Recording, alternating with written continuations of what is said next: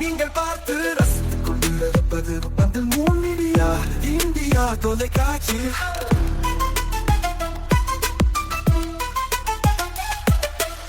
நீங்கள் பார்த்து ரசித்துக் கொண்டிருப்பது உங்கள் மீடியா இந்தியா தொலைக்காட்சி. நீங்கள் பார்த்து ரசித்துக் கொண்டிருப்பது உங்கள் மீடியா இந்தியா தொலைக்காட்சி. நீங்கள் பார்த்து ரசித்துக் கொண்டிருப்பது உங்கள் மீடியா இந்தியா தொலைக்காட்சி.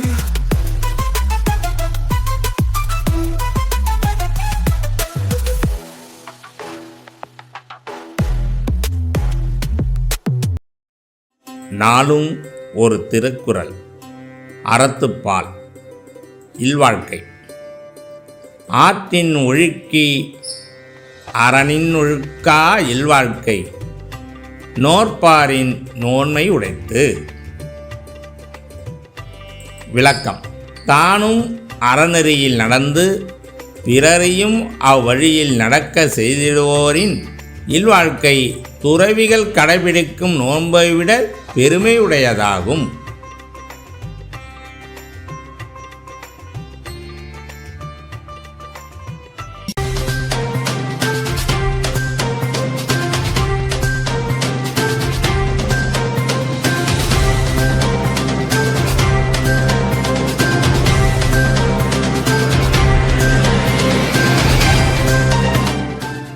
இன்றைய முக்கிய செய்திகள். ரூபாய் 5 கோடி கொள்ளையடிக்கப்பட்ட வழக்கில் மேலும் 4 பேர் கைது. 2 கோடி மீட்பு.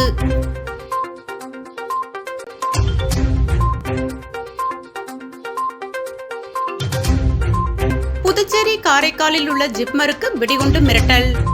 தொடரும் மிரட்டலால் திணறும் போலீசார்.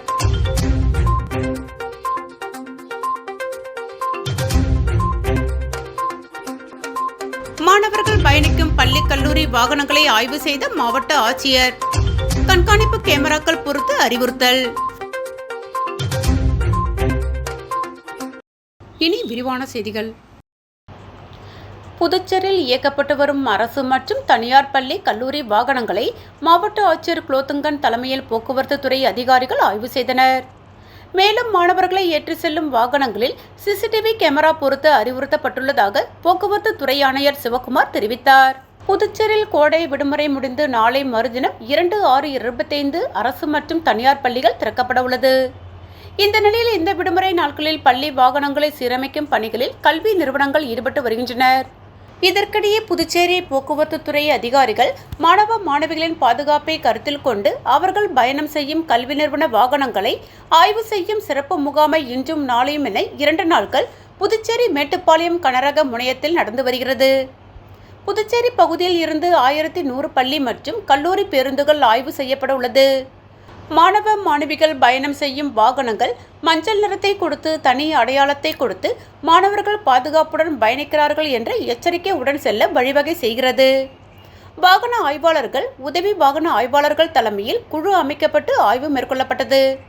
வாகனத்தின் தகுதி சான்றிதழ் காப்பீடு, பர்மிட், முதலுதவி பெட்டி, தீயணைப்பு கருவிகள், ஜன்னல்களில் கிடைமட்ட கிரில்கள், அவசர காலத்தில் வெளியேறும் கதவு, பேருந்தின் கதவுகள், உறுதியான பூட்டுக்கள், வேக கட்டுப்பாடு கருவி, GPS கருவி, புகையில்லா சான்றிதழ், ஓட்டுநர் நடத்துனர்களுக்கு மாணவர்களுக்கும் பாதுகாப்பிற்கும் மேற்கொள்ள வேண்டிய அவசியமான நடவடிக்கைகள் குறித்து மாவட்ட ஆட்சியர் குலோத்துங்கன், போக்குவரத்து துறை ஆணையர் சிவகுமார் ஆய்வு செய்தனர். மாணவியர் பேருந்துகளில் கண்டிப்பாக பெண் நடத்துனர் நியமிக்க வேண்டும். குழந்தைகளை வைத்து வாகனங்களை இயக்கும் பொழுது மிகவும் கவனமாக வாகனத்தை நிதானமாக இயக்க வேண்டும். பள்ளி கல்லூரி வாகன ஓட்டுநரின் ஓட்டுநர் உரிமம் மற்றும் குற்ற பின்னணி சரிபார்த்த பின்பு நடத்துனருக்கு அடையாளம் அட்டை சீருடை வழங்கி பணியில் அமர்த்தப்பட வேண்டும் என போக்குவரத்துத்துறை அதிகாரிகள் வலியுறுத்தினர். பள்ளி கல்லூரி வாகனங்களில் ஓட்டுநர்களுக்கு தீயணைப்புத்துறை மூலமாக தீ அணைக்கும் கருவியை பயன்படுத்துவதற்கான செயல்முறை விளக்கம் அளிக்கப்பட்டது.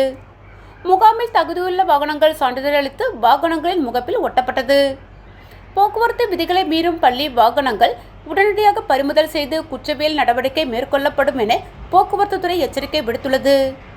இதுகுறித்து போக்குவரத்து ஆணையர் சிவகுமார் ஆகியோர் கூறுகையில், ஆய்வு செய்யப்பட்டு அளிக்கப்படும் சான்றிதழ்களை வாகனங்களின் முகப்பு கண்ணாடிகளில் ஒட்டிய வாகனங்களில் மட்டும் மாணவர்கள் பயணிக்கவும், ஆய்வுக்கு உட்படுத்தப்படாத வாகனங்கள் இயக்க தடை விதிக்கப்படும். மாணவர்களை ஏற்றி செல்லும் அனைத்து வாகனங்களிலும் சிசிடிவி கேமரா பொருத்த வேண்டும்.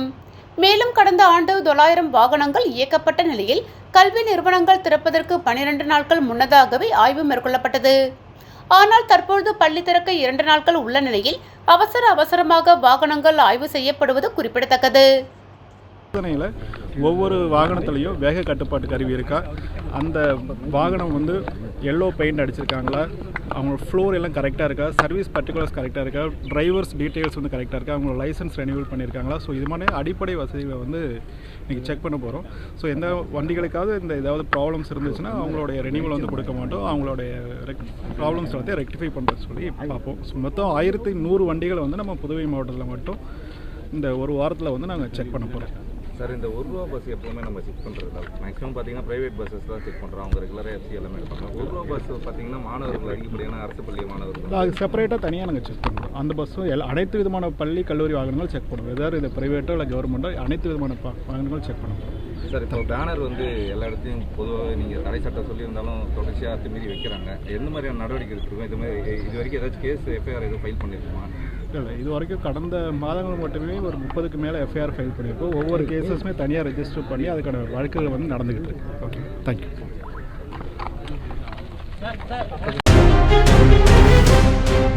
புதுச்சேரி ஜிப்மர் மருத்துவமனைக்கு 4வது முறையாக இமெயில் மூலம் வெடிகுண்டு மிரட்டல். போலீசார், மோப்பனாய் மற்றும் வெடிகுண்டு நிபுணர்கள் உதவியுடன் ஜிப்மர் மருத்துவமனை முழுவதும் சோதனை செய்து வருகின்றனர். மேலும் தொடர்ந்து மிரட்டல் விடும் மர்ம நபரை பிடிக்க முடியாமல் புதுச்சேரி சைபர் கிரைம் போலீசார் திணறி வருகின்றனர். புதுச்சேரி கோரிமேடு பகுதியில் அமைந்துள்ளது ஜிப்மர் மருத்துவமனை. இங்கு புதுச்சேரி, தமிழகம் மட்டுமின்றி பல்வேறு மாநிலங்களை சார்ந்த ஆயிரக்கணக்கானோர் சிகிச்சைக்காக மருத்துவமனைக்கு வந்து செல்கின்றனர். இந்நிலையில் கடந்த வருடம் அக்டோபர் மாதம் முதன்முறையாக ஜிப்மர் மருத்துவமனைக்கு வெடிகுண்டு மிரட்டல் விடுக்கப்பட்ட நிலையில் தற்போது இன்று 4வது முறையாக இமெயில் மூலம் வெடிகுண்டு மிரட்டல் வந்துள்ளது. இதுகுறித்து ஜிப்மர் மருத்துவமனை நிர்வாக அதிகாரிகள் கோரிமேடு தன்வந்திரி நகர் போலீசாருக்கு தகவல் தெரிவித்ததை அடுத்து போலீசார், வெடிகுண்டு நிபுணர்கள் மற்றும் மோப்பனாய் உதவியுடன் அவசர சிகிச்சை பிரிவு, புற நோயாளிகள் பிரிவுகள் மற்றும் நோயாளிகள் தங்கியிருக்கும் வார்டுகள் மற்றும் ஆபரேஷன் தியேட்டர் உட்பட ஜிப்மர் மருத்துவமனை முழுவதும் தீவிர சோதனை மேற்கொண்டனர். அது மட்டுமின்றி மருத்துவமனைக்கு வரும் நோயாளிகள் மற்றும் நோயாளிகளின் உறவினர்கள் தீவிர சோதனைக்கு பிறகே மருத்துவமனை வளாகத்திற்குள் அனுமதிக்கப்படுகின்றனர். புதுச்சேரியில் கடந்த சில மாதங்களாக அரசு அலுவலகங்கள், ஆளுநர் மாளிகை, முதலமைச்சர் வீடு, பிரெஞ்சு தூதரகம், கலெக்டர் அலுவலகம், நட்சத்திர விடுதிகள், பிரபல உணவகங்கள் ஆகியவற்றிற்கு தொடர்ந்து வெடிகுண்டு மிரட்டல் வந்த நிலையில் போலீசார் சோதனை செய்ததில் அது புரளி என்பது தெரியவந்தது. இருப்பினும் மிரட்டல் தொடர்கதையாகி உள்ளது. இதுகுறித்து சைபர் கிரைம் போலீசார் வழக்கு பதிந்து விசாரணை மேற்கொண்டனர். இதில் இமெயில், டார்க் நெட் வழியே வந்ததை தொடர்ந்து புதுச்சேரி சைபர் கிரைம் போலீசாரால் வெடிகுண்டு மிரட்டல் விடும் மர்ம நபரை நெருங்க முடியாமல் திணறி வருகின்றனர். இதன் காரணமாக மத்திய சைபர் கிரைம் பிரிவின் உதவியை புதுச்சேரி போலீசார் நாடியுள்ள நிலையிலும் வெடிகுண்டு மிரட்டல் விடும் மர்ம நபரை இதுவரை அடையாளம் காண முடியாமல் புதுச்சேரி மற்றும் மத்திய சைபர் கிரைம் போலீசார் திணறி வருகின்றனர்.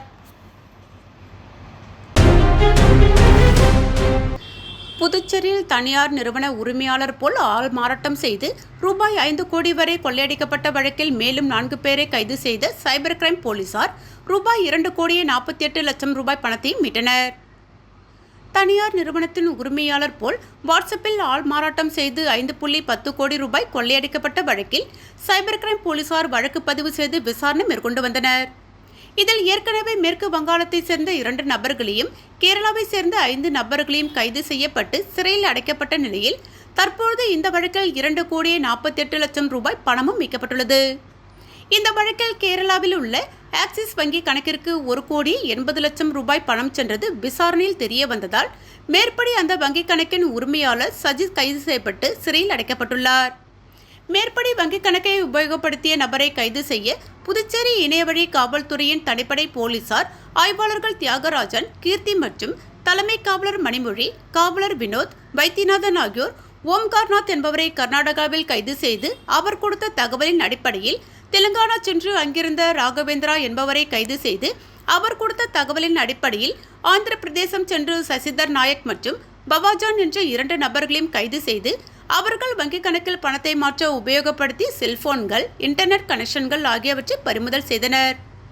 மேலும் ஒரு காரையும் பறிமுதல் செய்து மேற்படி கைது செய்யப்பட்ட 4 நபர்களின் தகவலை வைத்து பார்க்கும்பொழுது இன்னும் சிலருக்கும் இந்த மோசடி வழக்கில் தொடர்பு இருப்பது தெரிய வரவே மேலும் இதில் விசாரணை நடத்தி தொடர்புடைய நபர்களை கைது செய்ய விசாரணை மேற்கொண்டு வருகின்றனர். இந்த வழக்கில் சில வெளிநாட்டு நபர்களின் தொடர்பு இருப்பதால் அது சம்பந்தமாக விசாரித்து அவர்களின் தகவல்களை திரட்ட போலீசார் முடிவு செய்துள்ளனர். இது சம்பந்தமாக புதுச்சேரி காவல்துறை தலைவர் அஜித் குமார் சிங்லா தெரிவிக்கையில், சைபர் கிரைம் வழக்குகளில் வெளிநாட்டு நபர்களின் தொடர்பு இருப்பது சமீப காலமாக அதிகரித்து வருவதால் மேற்படி நபர்களையும் கைது செய்ய உரிய நடவடிக்கை எடுக்கப்படும் என்றார். மேலும் இணைய வழி மோசடிக்காரர்களுக்கு வங்கி கணக்குகளை மற்றவர்களுக்கு வாங்கி கொடுத்து உதவியதால் மட்டும் இந்த வருடத்தில் 10க்கும் மேற்பட்ட நபர்கள் கைது செய்யப்பட்டுள்ளனர். ஆகவே பொதுமக்கள் கமிஷனுக்காக வங்கி கணக்கு, தொலைபேசி எண் ஆகியவற்றை மற்றவர்களுக்கு கொடுத்து சட்ட நடவடிக்கைகளுக்கு ஆளாக வேண்டாம் எனவும் எச்சரித்தார்.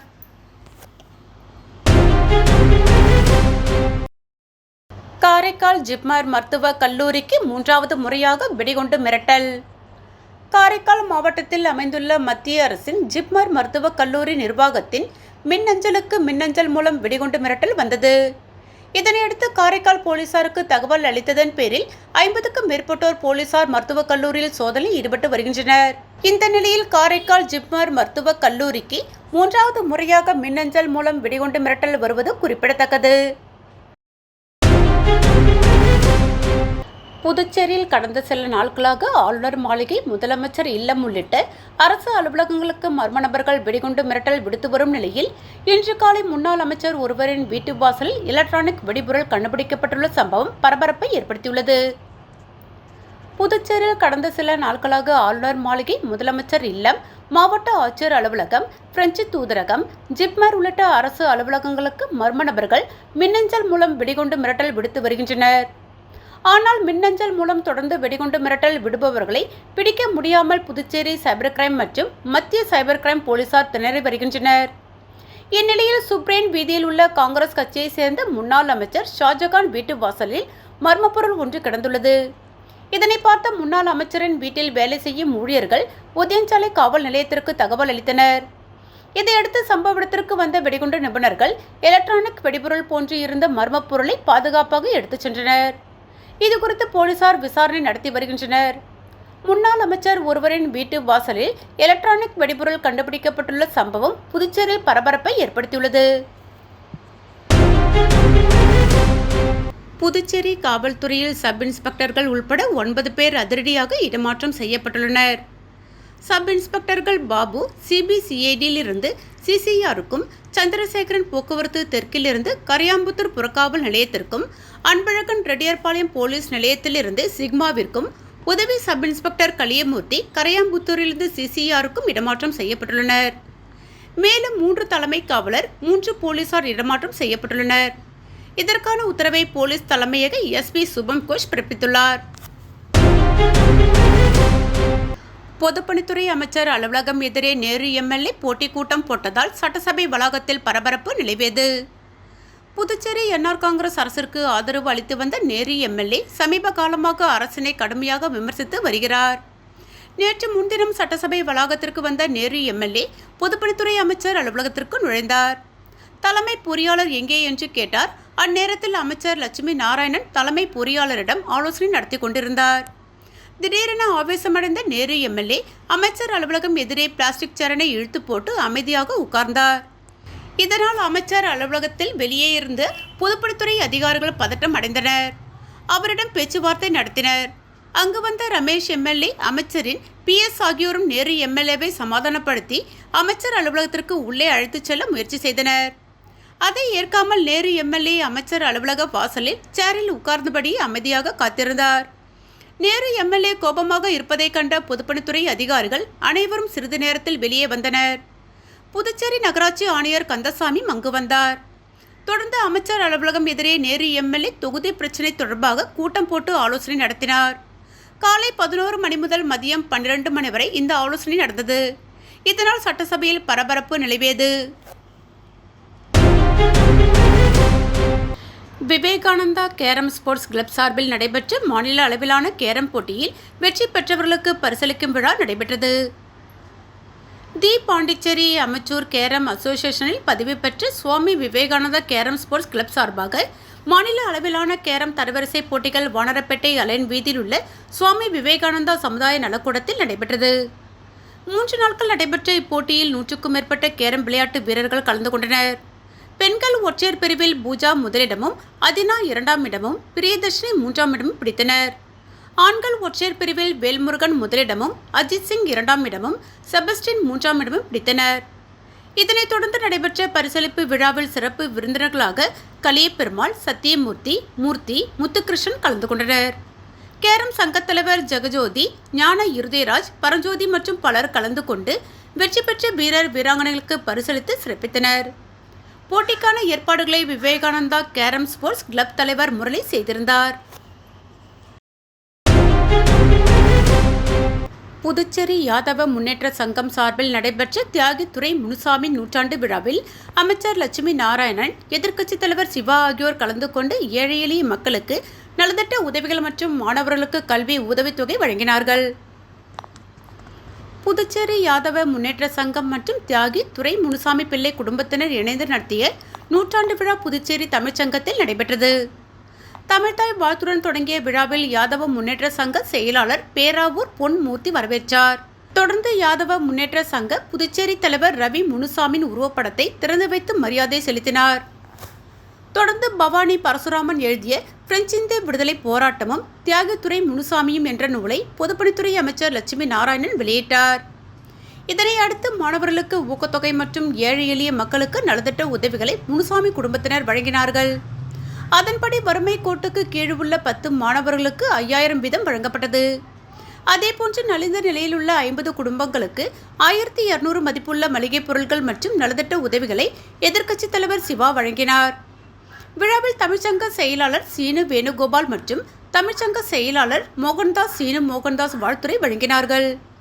நிகழ்ச்சியில் பூங்குழலி பெருமாள், முனைவர் பவானி பரசுராமன், ராசா என்கிற வரதராசு மற்றும் யாதவ முன்னேற்ற சங்க பொருளாளர் பாரதிதாசன், சென்னை மடிப்பாக்கம் சாந்தா ராமசாமி, ஏழுநகர் சுப்பிரமணியன், தேவகி நகர் பாபு என்கிற துரைசாமி, செட்டித்திரு வைத்தியநாதன், சதீஷ் என்கிற பரசுராமன், தில்லை மேஸ்திரி வீதி கோபிநாதன் உள்ளிட்ட யாதவ முன்னேற்ற சங்கத்தை சேர்ந்த நிர்வாகிகள், பொதுமக்கள் என அனைவரும் திரளாக கலந்து கொண்டனர்.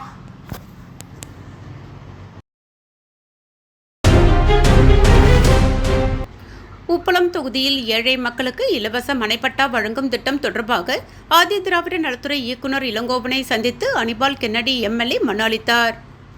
உப்பளம் தொகுதி ஆட்டுப்பட்டி, நேதாஜி நகர் 2, காக்கையான்தோப்பு, ரோடியார்பேட் பகுதியில் வசிக்கும் ஏழை மக்கள் மற்றும் பின்தங்கிய மக்களுக்கு இலவச மனைப்பட்டா அல்லது அடுக்குமாடு குடியிருப்புகள் வழங்கும் திட்டம் செயல்படுத்தப்பட உள்ளது. இத்திட்டம் தொடர்பாக உப்பளம் தொகுதி எம்எல்ஏ அனிபால் கென்னடி முதல்வர், துறை அமைச்சர்களை சந்தித்து பேசி வலியுறுத்தி ஏழை மக்களுக்கு நில உரிமை மனைப்பட்டா பெற்று தருவதற்கு அரசு உறுதி அளித்துள்ளது.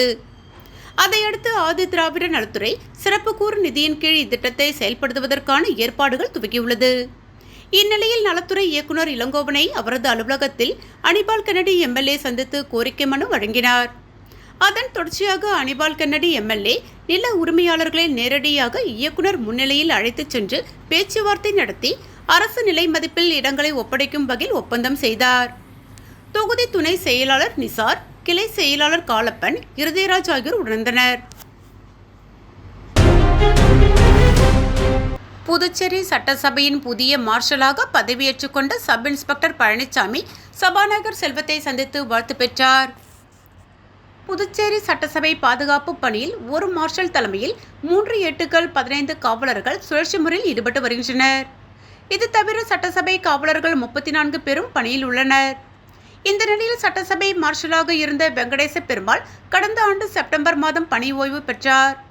அதன் பிறகு கடந்த 8 மாதங்களாக மார்ஷல் பதவியில் யாரும் நியமிக்கப்படாமல் இருந்த நிலையில் தற்போது சிக்மா செக்யூரிட்டி பிரிவில் சப் இன்ஸ்பெக்டராக பணியாற்றிய பழனிசாமி சட்டசபை மார்ஷலாக நியமனம் செய்யப்பட்டார். இதனையடுத்து புதிய மார்ஷலாக பதவியேற்ற பழனிசாமி சட்டப்பேரவையில் சபாநாயகர் செல்வத்தை சந்தித்து வாழ்த்து பெற்றார்.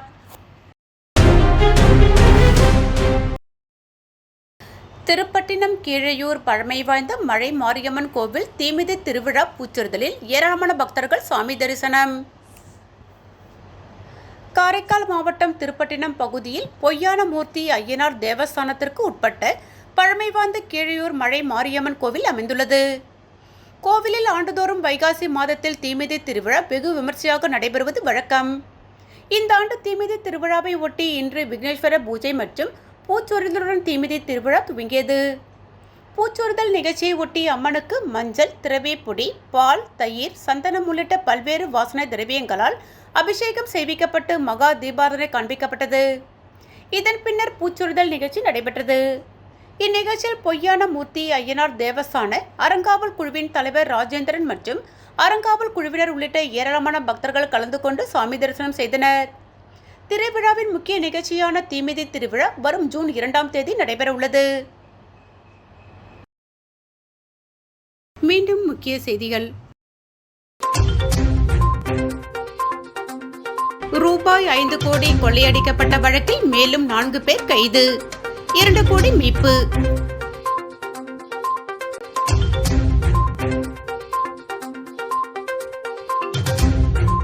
புதுச்சேரி காரைக்காலில் உள்ள ஜிப்மருக்கு வெடிகுண்டு மிரட்டல்.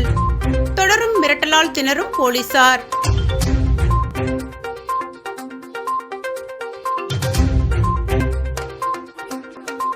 மாணவர்கள் பயணிக்கும் பள்ளி கல்லூரி வாகனங்களை ஆய்வு செய்த மாவட்ட ஆட்சியர். கண்காணிப்பு கேமராக்கள் பொறுத்து அறிவுறுத்தல்.